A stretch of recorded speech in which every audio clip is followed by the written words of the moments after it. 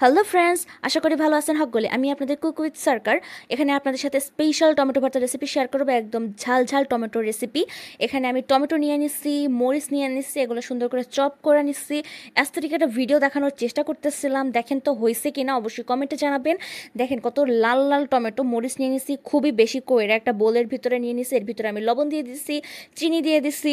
একটু কম কম নেবো, কারণ হচ্ছে আমার স্পাইসি খুব পছন্দ, যেন ঝালটা আমি বেশি পাই, তাই জন্য এখানে আমি একটু টাঙ্গি ফ্লেভারের জন্য তেঁতুল নিয়ে নিচ্ছি বেশি কইরা। দেখেন আমি এগুলো সব একদম মত্তা মত্তা মাইখা নেবো। আপনি কি বলতে পারেন আনহেলদি, হাত দিয়ে মাইখা খায়া দেখেন, যদি ভালো না লাগে তারপরে বললেন।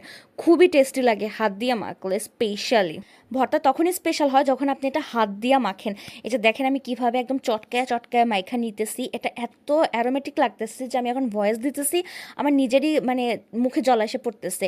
এর ভিতরে আমি সরিষা দিয়ে দিছি, একদম খাঁটি সরিষার তেল দিয়ে দিছি। তারপর এটা একদম সুন্দর করে মাইখা নেব, একদম মইত্যা মইত্যা মাইখা নেব, একদম ঝোল ঝোল বের হয়ে যাবে এরকম। এই যে দেখেন আমার মাখা শেষ, কত অ্যারোমেটিক আর কত টেস্টি লাগতেছে দেখতে। মুখে তো জল এসে যাওয়ার মতো অবস্থা, যার জল না আসে সে ভাই মানুষই না।